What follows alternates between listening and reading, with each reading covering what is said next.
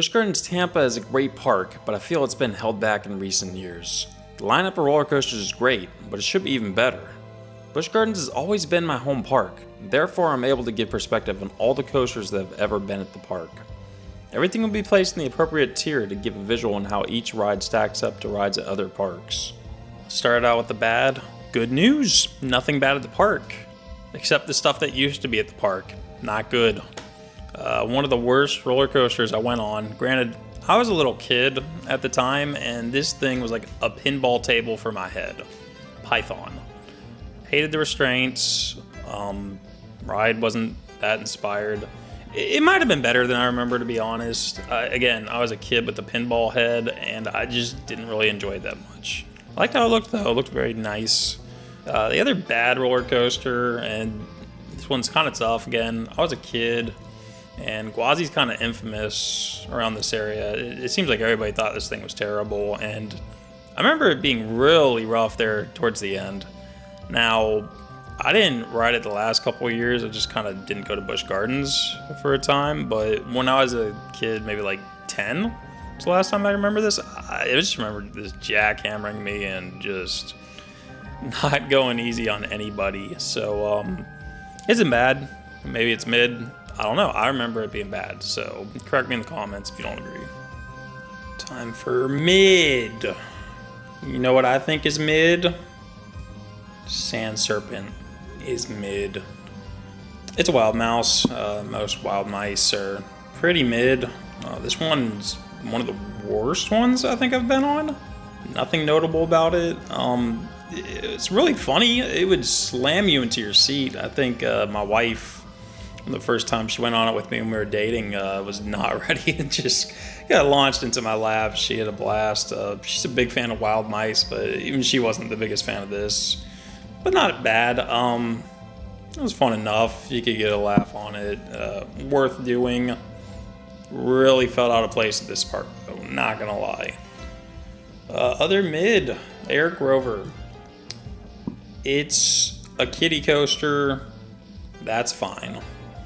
It's not bad. Knees felt fine afterwards. Not very notable. Grover's pretty cool in the front. I like hanging out with him, but he won't catch me riding this again. Before we get into the good coasters, there's actually something I forgot to do earlier. So let's just grab this piece of crap and put it in its rightful place. Onto the good. We're going to start out with Cobra's Curse. Cobra's Curse is very unique and very fun. A little spinning coaster from Mock Rides.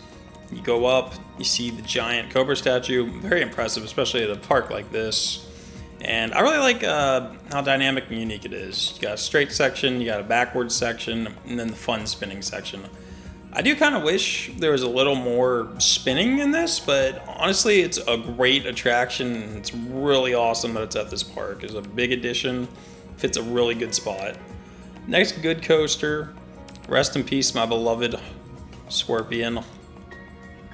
This is a big deal for me, and I think a lot of people that had Busch Gardens as their home park. This was my first loop, and I think one of my first roller coasters. And I loved it as a kid. There was a good amount of time I didn't go to the park, and I went back in my mid-20s, and I remember looking at Scorpion, just sort of seeing the track and how old it looked, and being kind of terrified to ride it, thinking it'd be rough and just unpleasant. So I was shocked when I got on, and it was still so smooth. Some 45, I think, years later. It's just an amazing ride. The forces through the loop are incredible. The Helix finale is great. I miss it a lot. I wish it hadn't been ripped from us. Hoping we get a good replacement, but it's just such an excellent roller coaster. And back when it was 42 inches, just such a good stepping stone. It's dearly missed. And last and good is Tigris. Tigris is a clone, and it's good. I actually have not been back on this since they took the comfort collars off, so there's potential for this to even go up a tier. But as of my last rides, it was fun, but I'm a taller guy and my shoulders just dig into the soft straps like you wouldn't believe. So I couldn't have as much fun with this as I was expecting. It's a decent addition. It's just the line's terrible for this. But launches are great. Hang time's great. It's not bad. It's good. It's not the most memorable. I don't make a point to do it every time, but I'm not mad that it's there. Also, I was kidding about this earlier. Phoenix Rising is not a bad roller coaster. It's a solid family coaster. The kids love it. The station's really cool. I like the projections with the Phoenix. And I get it. I get why people really hate this thing. I think it's more of a disappointment thing than anything with B&M, and I don't get it. I don't know why it rattles. I don't know why it's not smooth. Montu's at the same park, and it is one of the smoothest roller coasters you'll ever go on. Regardless, though, it's still a solid ride. On to the Big Five of Busch Gardens Tampa. Now, everybody's a little mixed on where they put these or what's above what. These are all excellent rides. You should be happy to have any of these at your park, but fortunately at Tampa, we don't have to choose. We got all five, and this is how I rank them. Sheikrah is a great ride. I think it probably felt better back when it came out than it does today. It seems like the B&M dive has really hit a second wind. We're just starting to see them everywhere. And by comparison, Sheikrah's still one of the best because of the over-the-shoulder restraints. The vests on the newer ones are just terrible. I don't understand why they keep going to that. It just kills all the airtime. Doesn't feel the same, but luckily Sheikrah's got the over-the-shoulder restraints, give you a little freedom and give you that airtime. I think it's only great because it has the two drops, but truly nothing much else on this layout. It's smooth, is in a great location, it looks great in the park, and it's always a good time. You're going to want to ride this once or twice, and you're going to remember it. It's a 200-foot straight down plunge. It was a bigger deal when it came out. It's still good today, but I can only put it at great. But I still really enjoy it. Coming in at fourth place in the park for me personally is Cheetah Hunt. Cheetah Hunt's amazing. It really is just such a unique and wonderful roller coaster, and really is just the perfect fit in this park. I think Cheetah Hunt gets a bad rap because it was the sequel to Maverick, at least when it came out, is what people thought it was going to be. And it's just such a different roller coaster. It's the same model, but just not really comparable in all honesty. They're both launch coasters. They both got LSMs, similar trains, but the rides are just so different. They're trying to achieve different things, and I think both of those roller coasters nail what they're trying to achieve. Cheetah Hunt's trying to appeal more to a family audience. It's got a 48-inch height requirement. Not overly intense. It's got one inversion. And it's just a good time for the whole family. I just think it gets too much hate.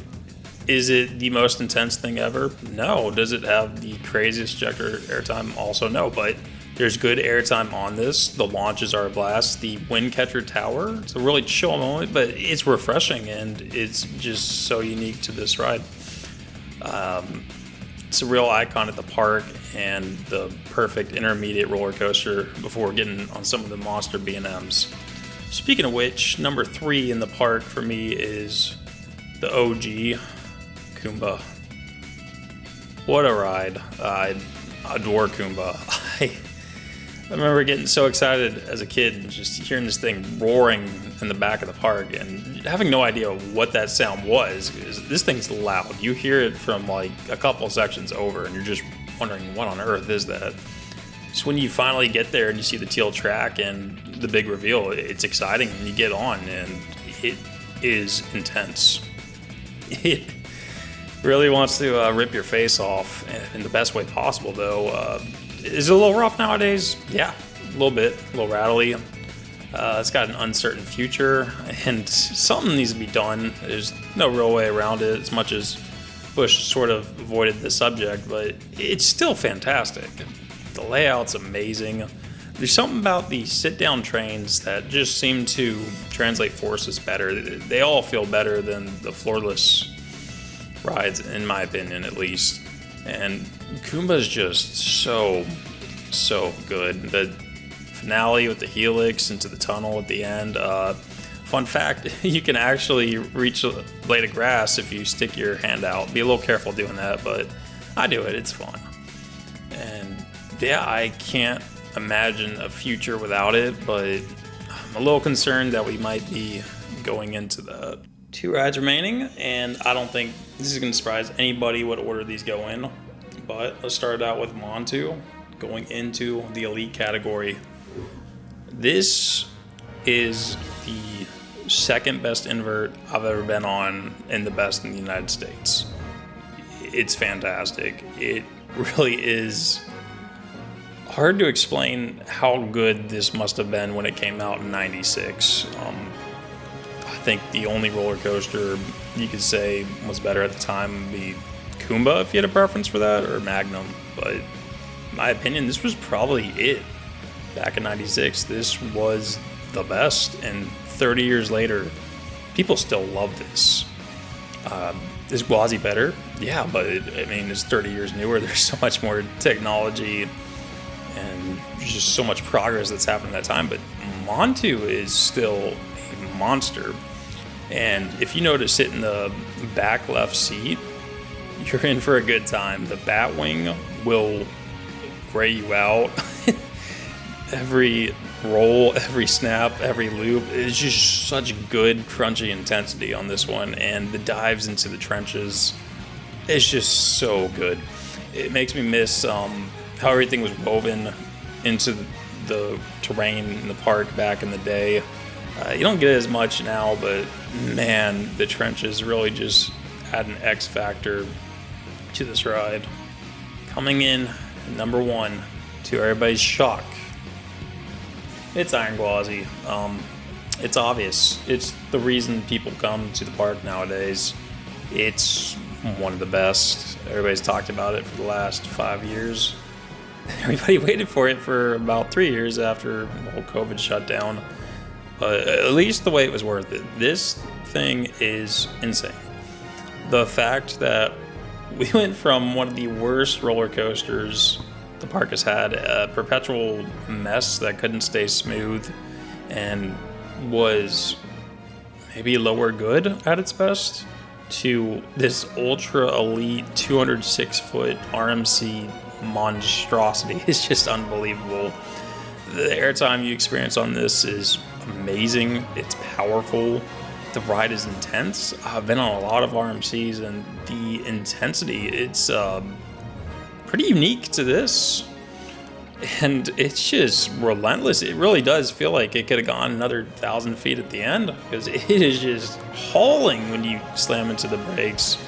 Like, I'm sure somebody's gotten whiplash the way it hits the brakes, but it's just, it hits, every element hits. The drop, you feel the extra degree from Steel Vengeance. It sounds like that shouldn't be the case. I swear it's the case. Death roll is incredible.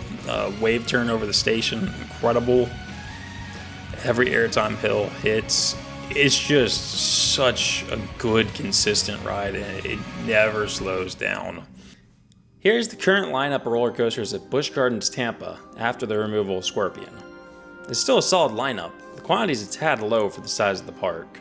Scorpion originally had a 42-inch height requirement, which allowed it to be the perfect transition coaster from Air Grover to Cheetah Hunt. Phoenix Rising serves well as an upgrade to Sand Serpent, but lacks the thrill of Scorpion. I'd love for the park to get something like Megalodon at Wallaby Holland to fill this hole. This airtime coaster has gotten amazing feedback, and with a height requirement of 39 inches provides very young riders an appropriately thrilling experience. A family Vekoma launch like Big Bear Mountain would also be an incredible replacement, though some may find this model a bit similar to Cheetah Hunt. I'd rather not talk about this, but I find it hard to ignore. Kumba's nearing the end of its service life, and a decision will need to be made on its future at the park. Making the situation more difficult is the fact that Montu's not much younger, and will be in the same situation immediately after.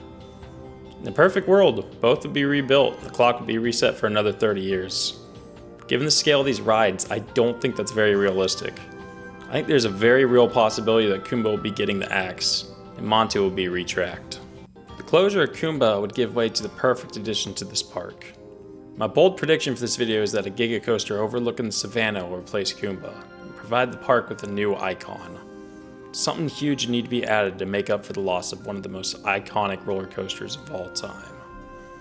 I want to do a little theoretical with the roller coaster concepts I'd mentioned. I have a logo for Megalodon in place of the Airtime coaster, a logo for Fury 325 in place of the Giga coaster mentioned. I'll remove Kumba from the list as this would no longer exist in this theoretical. For the Airtime coaster, I could see it being better than Sheikrah, or even in the amazing tier with Cheetah Hunt, depending on the layout. I have not been on this, I can't say that with full confidence, but the reviews I've seen for this really have been outstanding, and this is apparently a legit roller coaster, not just a legit family coaster, but just a good addition in general. And then Fury 325, if we got a Giga coaster on this level, it would be comparable to Gwazi, some would even say better. And with the top two like that at the park, it really would become a must-do destination. Lineup is currently good, but I believe it should be elite. Just a few additions could get the park there. The park seems to be losing its luster somewhat, and it's a real shame. It's time for BGT to get back into the discussion of best coaster lineup with the likes of Hershey Park and Magic Mountain. I'll never have the quantity of those parks, but I can stay in the argument with its uniqueness and high quality.